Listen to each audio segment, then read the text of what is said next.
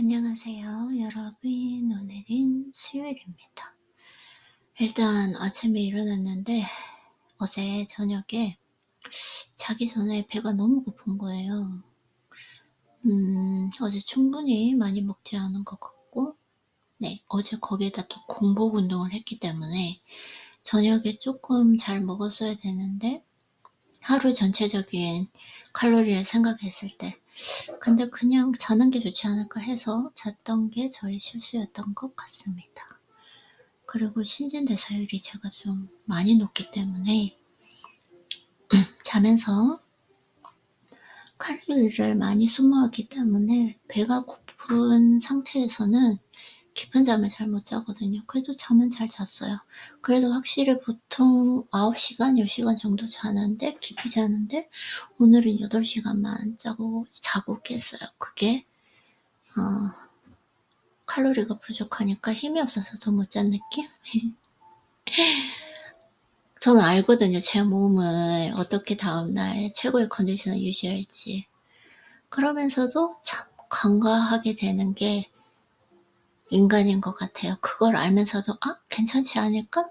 이번엔 좀 그냥 자면 괜찮지 않을까? 절대로 괜찮지 않거든요. 저는 여러 가지 경험을 통해서 제 몸을 연구해 본 결과 분명히 그 정도로 몸에 칼로리가 없고 에너지가 없었으면 수면의 질이 충분하지 않았을 텐데 그러면 분명히 그 다음날 컨디션에 영향을 미친다라는 걸 알면서도 참 그냥 그 순간에는 간과하게 되는 것 같아요.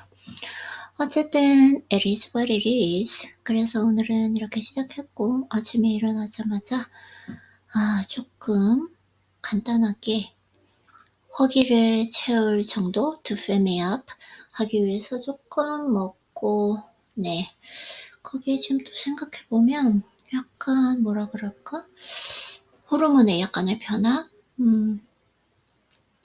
마법에 조금 영향을 미치는 기간이기 때문에 약간 호르몬 변화가 있어서 차분함도 조금 없는 것 같고 뭐 그런 것 같습니다. 어쨌든 그래서 너무 깊이 생각하지 말고 지금 현재로서는 제가 저한테 항상 질문을 하거든요. 일어나면 오늘 기분 어때? 컨디션은 어떤 것 같아? 이렇게 질문해 봤을 때 그 정도의 좀 컨디션인 것 같습니다.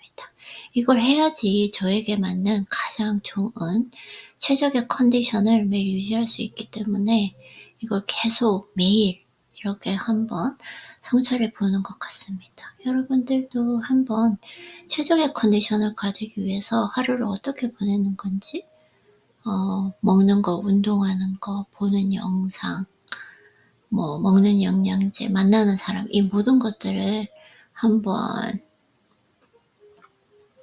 탐구해보는 게 가장 좀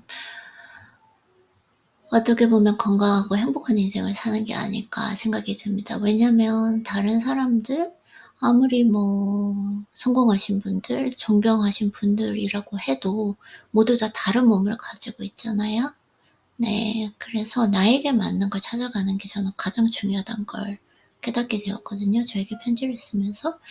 그래서 저는 참 근데 중요한 건 뭐냐면 이런 실수를 하게 돼요. 인간이 참 신기한 것 같아요. 예전에도 그런 일이 많이 있었거든요. 제가 운동도 하고 신진대사율이 높다 보니까 특히나 잘 때 엄청난 제가 열량과 칼로리를 소모하거든요. 깊이 자기 때문에 또 많이 자기도 하고 그래서 분명히 그렇게 배가 고픈 상태에서는 수면의 질이 좋지 않다는 걸 알면서도 그냥 자자. 자기 전에 2시간 전에 정도에 뭘 먹고 이렇게 할까? 더 나쁘지 않을까라고 생각했지만 역시나 오늘 컨디션에 영향을 미쳤고 아침에 딱 눈을 뜨니까 원래 이렇게 잘 자고 일어나면 수면의 질도 좋고 그 다음 에너지 레벨도 좋으면 아침에 상쾌하게 일어날 수 있는데 뭔가 좀 힘이 없고 그렇더라고요. 네. 그래서 여러분들도 만약에 오늘 같은 경우에는 한번 나는 어떻게 하면 잠을 잘 잘 수 있는지 사실 그 전날 잔 수면의 질이 그 다음날 컨디션에 영향을 미치거든요. 저는 그렇게 생각을 해요. 그래서 사실 날 하루의 질은 그 전날 밤에서부터 시작된다라고 저는 강력하게 믿고 있습니다. 그러면 오늘 일단은 간단하게 조금 루틴을 해보도록 하겠습니다. 이 인간관계에 관한 부분이고, 한 번 더의 힘, admirer. 오늘 아침에 동기부여 영상을 봤는데, 아침 시작할 때 항상 동기부여 영상을 보거든요. 하나 봤는데, 앤드류 후버? 지금 정확하게 모르겠어요. 뇌 과학을 연구하시는 분인데, 그분 영상을 요즘에 좀 많이 보고 있는데, 네, 그분과 앤드류 후보만 같은 후보만인지 후보인지 정확하게 잘 모르겠어요. 그 책이 아니라 이 약간 그리고 이분 에드마일러트 님도 요즘에 책을 좀 열심히 읽고 있는 것 같습니다. 네. 지금 제가 말이 조금 명확하지가 않죠. 네. 뇌의 효율성이 안 좋아서 그래요. 뇌의 효율성이 좋으면 집중도가 높아서 말도 명확하게 내가 하고자 하는 대로 할 수 있는데 지금 컨디션이 그렇게 최적이 아니다 보니까 말이 장황해지는 거죠. 네, 어쨌든 오늘 이제 빨리 루틴하고 운동하고 와서 오늘 하루 마무리해야 될 것 같습니다. 네, 그래서 핵심 그룹의 오디오 전략, C 이렇게까지 책을 오류적으로 읽지는 않거든요. 네, 핵심 그룹의 오디션 전략. 핵심 그룹은 3명에서 5명이면 이상적입니다.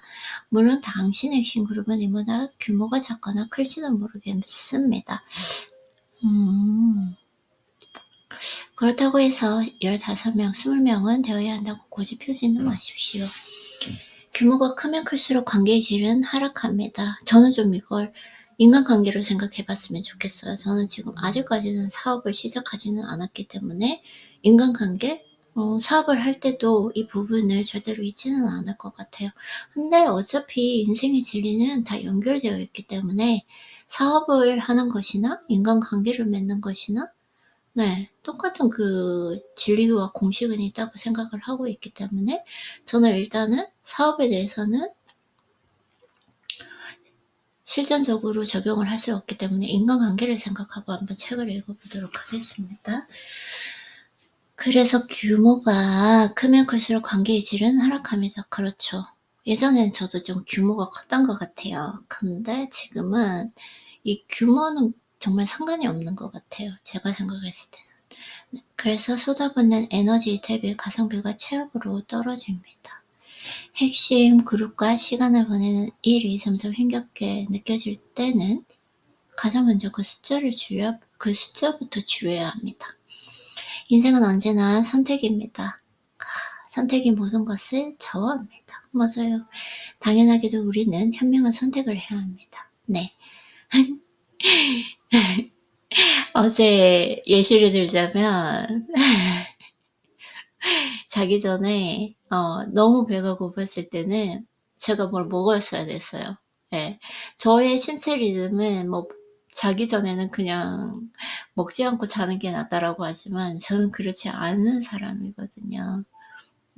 먹는다고 해서 뭐 크게 건강에 영향을 미치거나 이런 것도 없고 단지 수면의 질이 낮아져요. 그래서 어제 같은 선택에서는 내가 이러면 오늘 수면의 질이 낮을 테니까 뭘 조금이라도 먹는 것이 좋겠다. 이걸 했어야 되는데 그냥 자버렸죠. 그래서 당연하게도 우리는 현명한 선택을 해야 합니다. 현명한 선택이란 대부분 줄여나가는 행위입니다. 가볍고 홀가분한 사람이 뭔가에 짓눌려 신음하는 사람보다 실패 확률이 압도적으로 낮습니다. 이건 생각해 보면 될 것 같아요. 이 실력이 올라가면 올라갈수록 단순해져요. 제가 이렇게 루틴을 하는 것도 예전에는 지금 현재 하고 있는 것보다 훨씬 그 결과물이 작았지만 막 14시간씩 들었거든요. 지금은 3, 4시간 해도 더 많은 결과물을 얻어낼 수 있고 하는 건데 이렇게 단순해진다는 거? 최적의 단순화를 찾아가는 과정이라고 생각을 해요.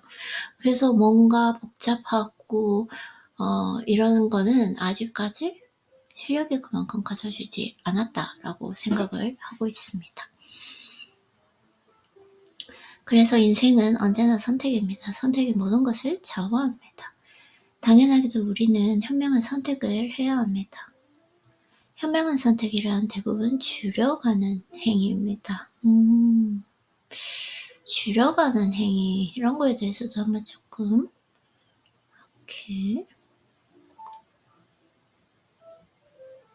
핵심 그룹의 숫자를 눈에 띄게 줄였는가? 자, 그렇다면 이제 그 그룹의 입장 기준을 적절히 평가해 봅시다.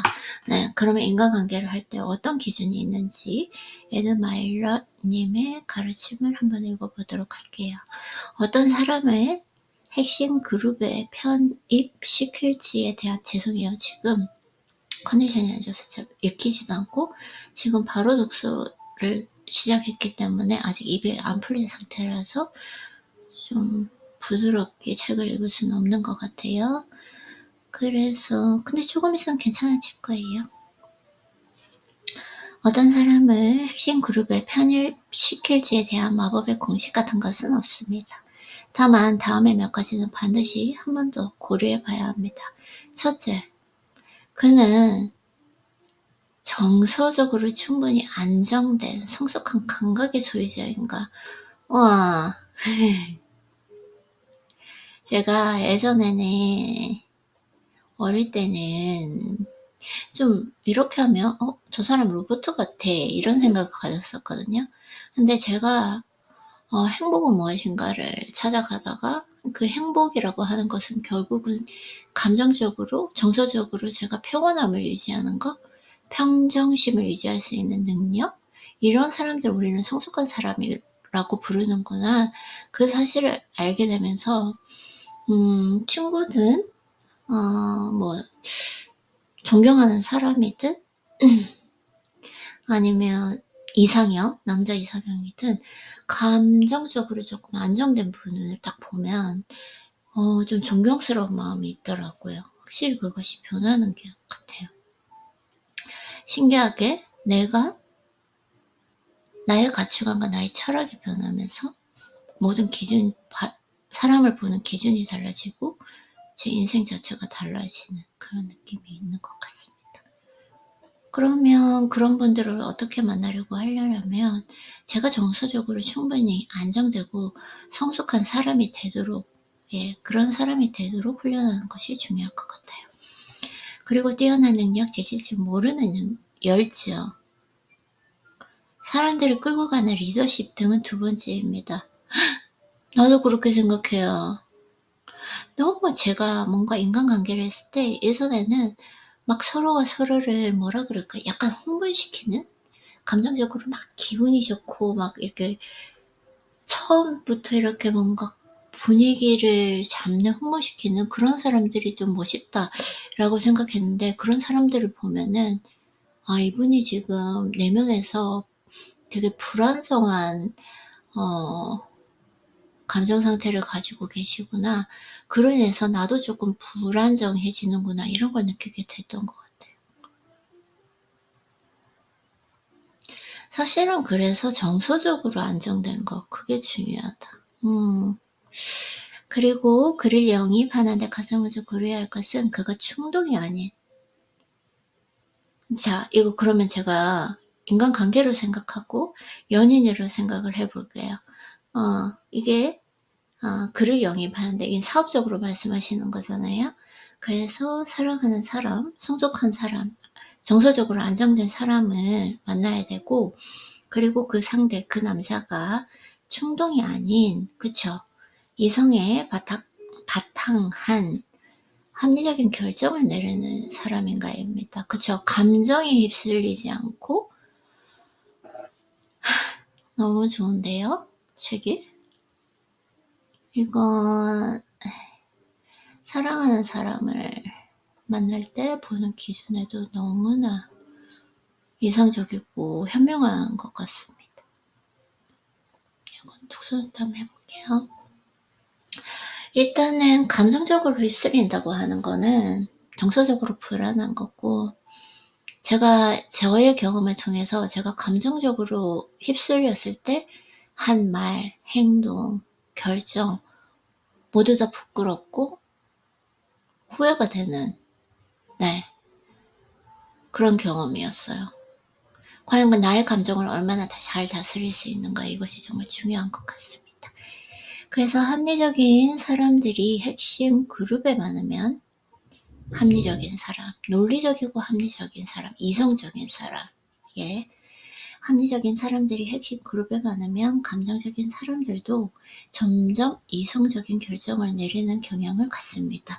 이건 확실한 것 같아요. 어차피 인간과 인간은 서로 영향을 주고받기 때문에 무의식적으로, 자동적으로, 자연스럽게. 그래서 제가 생각을 해보면 연인을 만났을 때 좀 감정적으로 이렇게 안정된 사람? 이성적인 사람을 만났을 때 제가 좀 순간적으로 흥분이 되는 상황이 있더라도 저에게 안정감을 주더라고요. 그러면서 저도 좀 안정이 되는 느낌을 저는 많이 느꼈던 것 같습니다. 그래서 갈등이 전혀 없는 조직은 불가능합니다. 이게 참 문제인 것 같아요. 그래서 이제 조직으로 말씀하시지만 인간관계에도 분명히 갈등이 있잖아요. 그래서 제가 읽은 책에서 느낀 건 사랑하는 사람 사이에서 저는 그냥 이렇게 사랑하는 사람 사이로 그냥 이 모든 걸 대입해서 이 책을 한번 해석해 볼게요. 사랑하는 사람 사이에서 갈등이 일어나는 것이 중요한 것이 아니라 갈등을 어떻게 해결할 수 있는지가 중요하다. 그래서 이 갈등 자체는 일어날 수밖에 없다. 그냥 기본값으로 생각을 해야 되는 것 같습니다. 네. 인생도 마찬가지인 것 같아요. 여러 가지 작은 사소한 일들이 일어나잖아요. 근데 저는 작은 사소한 일들이 일어날 그 확률을 줄이거든요. 왜냐면 하루가 잘 정돈이 되어 있고 체계적으로 정돈이 되어 있으면 그런 불확실한 일들이 일어날 수 있는 확률을 줄일 수가 있다고 생각을 해요. 저도 확실히 하루가 잘 정리가 되니까 그날그날 해야 될 일은 미루지 않고 빨리빨리 해결하기 때문에 그런 일들이 예전보다는 확실히 많이 줄어들더라고요. 그럼에도 불구하고 인생은 불확실하기 때문에 어떤 사소한 일들이 발생할 수 있는데 그 일어났을 때 예전에는 이런 생각을 많이 했어요. 이게 왜 나한테 일어났지? 진짜 막 왜 이래? 막 이런 반응이었거든요. 근데 저는 이제 이런 표현을 절대로 쓰지 않기로 했습니다. 무슨 일이 일어나도 전 항상 저에게 그냥 얘기해요. 아이리 괜찮아? 괜찮아.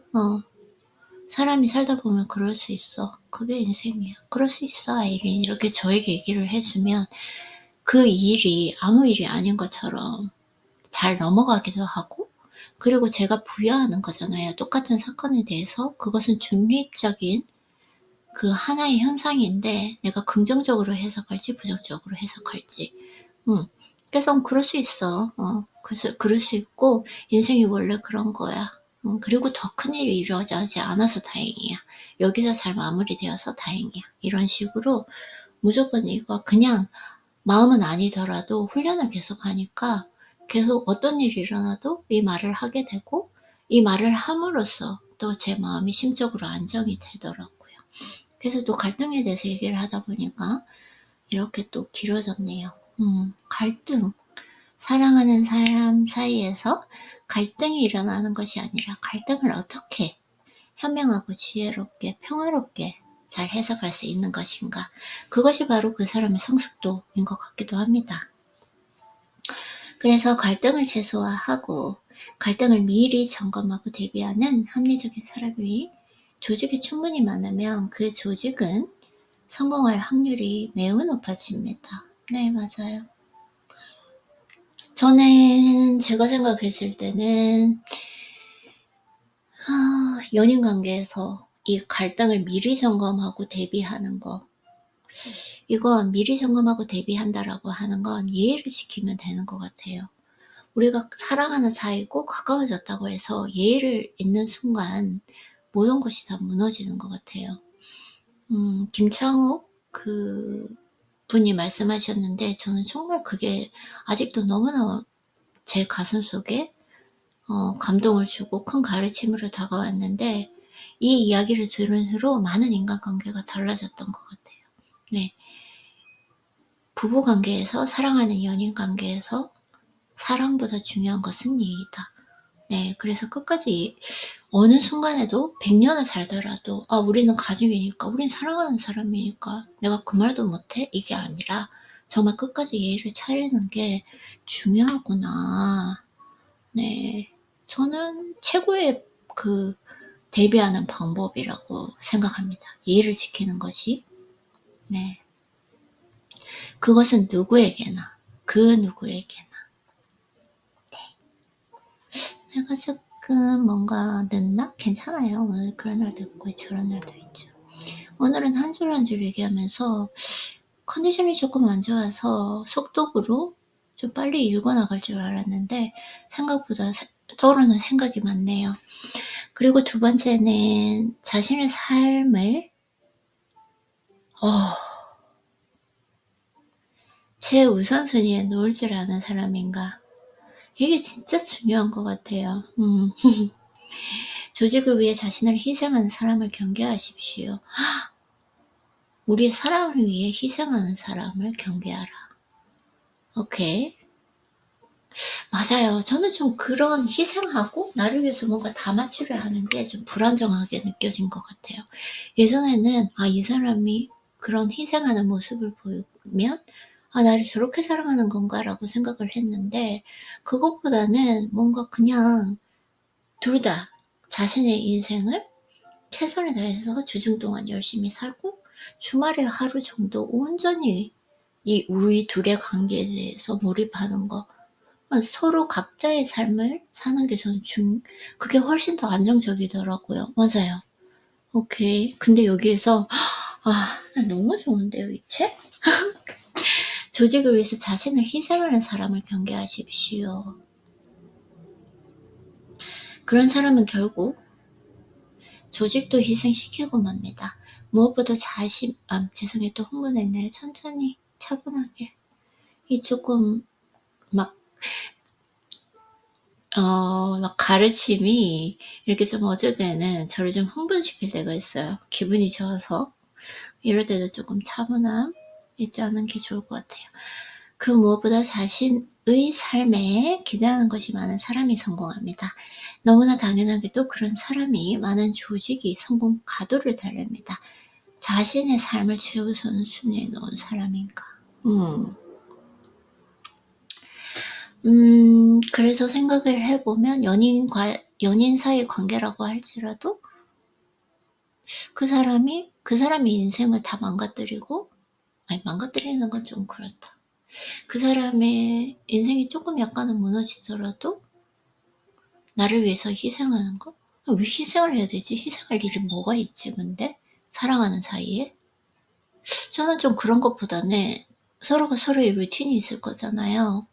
주주 동안은 제가 루틴을 너무 좋아해서 주중에는 서로의 루틴, 자기가 해야 할 일에 온전히 집중하고, 저는 멀티를 믿지 않기 때문에, 멀티태스크를 전혀 믿지 않기 때문에, 자기 자기의 하루에 온전히 몰입을 해서 자기를 성장시키고, 주중에는, 그리고 주말에 토요일, 일요일, 하루, 이틀 정도 온전히 또 우리 관계에 몰입하고, 이게 가장 행복하고 건강한 관계 같아요.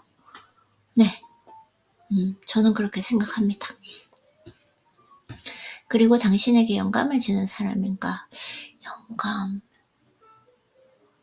spiritual person. 영감을 주는 사람인가? 한번 다음 내용을 읽어볼게요. 그는 당신의 핵심 그룹에서 도파민을 분비시키는가? 내가 그러면 사랑하는 사람에게 도파민을 분비시키는가? 저는 좀 도파민을 많이 분비시키는 것 같아요. 좀 기본적으로 애교가 많다 보니까 대화만 나눠도 너무 기분이 좋아진다고 하더라고요. 네. 그리고 항상 감사함을 표하고, 그리고 뭔가 작은 거라도 했을 때, 여보가 최고의 남자야. 막 이렇게 했을 때 너무 좋아요. 표정이 잊혀지지가 않네요. 도파민은 확실히 분비시키는 것 같아요. 핵심 그룹 사람들이 서근거리며 그에게 반짝이는 눈빛을 보내는가.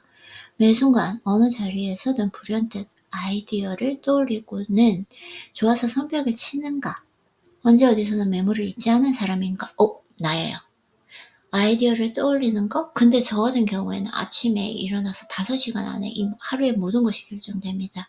그때 아이디어가 떠오르고 저녁에는 쉬는 시간이에요. 이때 너무 많이 내를 써서 그런지 그때 정말 많은 아이디어가 떠오르고 그때 아이디어를 떠오를 때 특히나 책 읽을 때도 그리고 좀 영감을 주는 영상을 봤을 때도 마찬가지인데 예전에는 아이디어가 이거 하면 좋을 것 같은데 하고 메모를 하지 않으니까 다 날라갔거든요. 요즘에는 어떤 소리도 다 메모를 하고 메모하는 거에서 또 끝이 나면 안 되더라고요.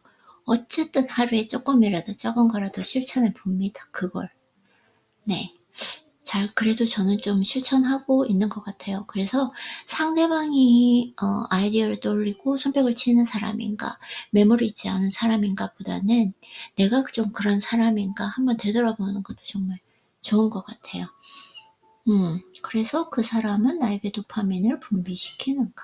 나는 그러면 사랑하는 그 남자를 위해 도파민을 분비시키는가? 네, 저는 진짜로 자신있게 말할 수 있는 것 같아요, 도파민은. 너무 자신감 있었나? 네, 그리고 영감. 나 조금 부끄럽네.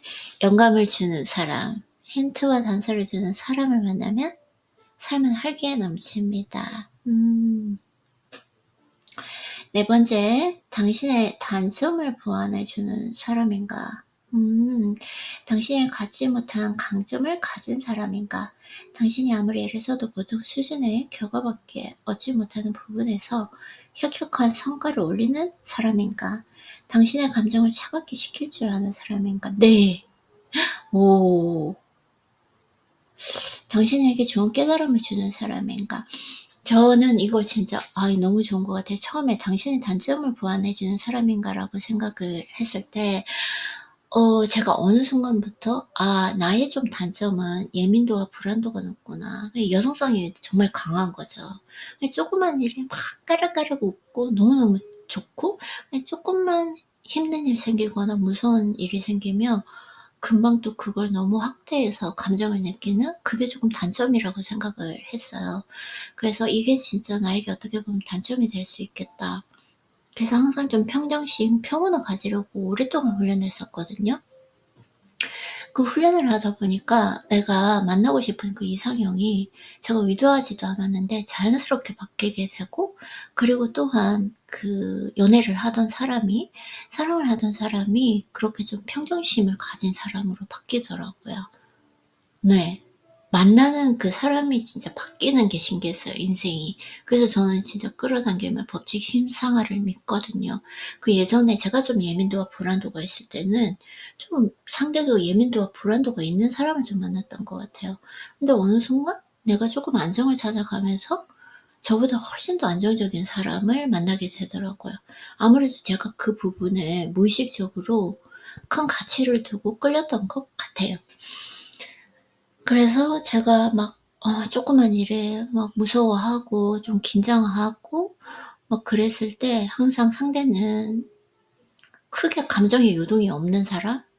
그게 인격적으로도 그럴 수 있고 선천적으로 좀 그랬던 사람이었던 것 같아요. 선천적으로 이렇게 감정이 요동치지 않은 사람 있잖아요. 성숙하신 분이죠. 저는 그런 분들 존경합니다. 네. 그래서 그런 분을 만나니까 자동적으로 제가 좀 영향을 받게 되더라고요. 감정의 안정을 찾는. 네. 그래서 나의 감정을 차갑게 식힐 줄 아는 사람인가? 맞아요. 그랬어요. 당신에게 좋은 깨달음을 주는 사람인가? 맞아요. 그랬어요. 이분이 인격적으로 정말 성숙한 사람이구나. 이런 생각을 좀 많이 했던 것 같아요. 그리고, 저도 많이 표현을 했던 것 같아요. 내가 여보같이 안정적인 사람을 만나서 난 너무 행운인 것 같아. 이 세상에서 제일 멋진 남자야 라고 이렇게 좀 해줬던 것 같아요. 왜냐면은 제가 감정적으로 긴장할 수 있고 요동을 칠 수 있는데 그걸 이렇게 조금 안정시켜주는 사람이니까 그래서 너무 고마웠던 것 같아요. 그리고 늘 진심으로 고마워하고 진심으로 사과하고 싶은 제가 이미 말했잖아요. 네, 너무 좋은데? 내가 말했던 게 그 다음에 내용이 나오잖아요. 그럼 저는 너무 좋아요. 당신의 감정을 시키지 않은 사람인가? 당신에게 좀 깨달음을 주는 사람인가? 늘 진심으로 고마워하고 진심으로 사과하고 싶은 사람인가? 너무 좋은 것 같아요. 이건 뭐 정말 연인 관계에서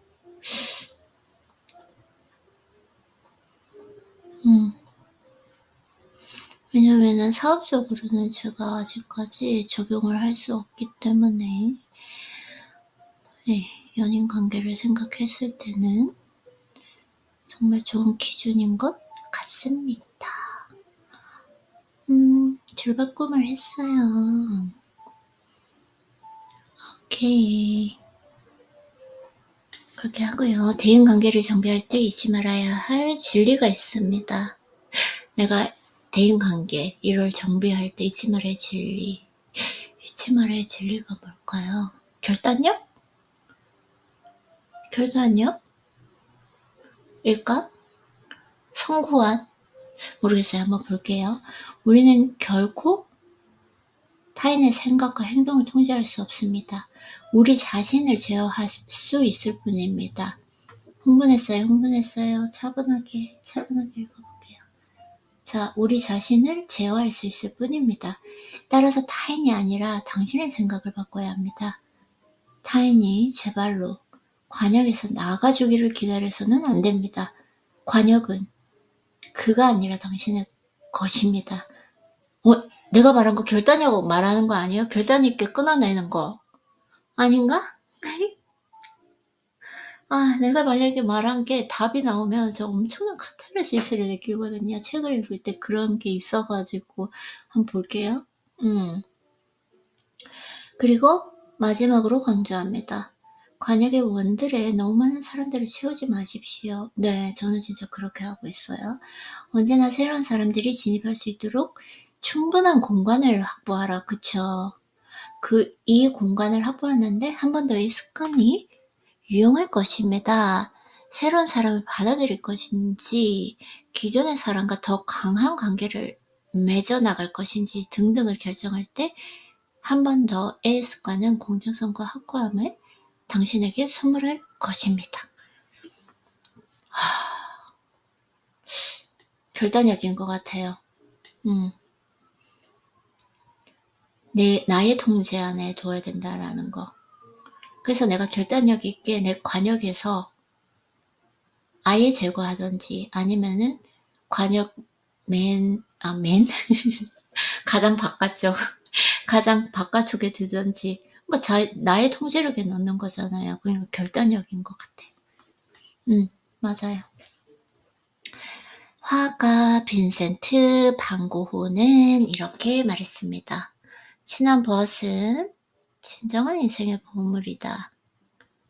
때로 그들은 우리에 관해 우리 자신보다 더 잘 안다. 그들은 정직한 태도로 우리를 안내하고 모두가 그런 건 아니죠. 지지하며 우리의 기쁨과 슬픔을 공유한다. 그들의 존재는 우리가 결코 혼자가 아니라는 것을 상기시켜준다. 맞아요. 오케이, 그러면은 오늘은 독서는 여기까지 하는 것이 좋을 것 같아요. 빨리 하고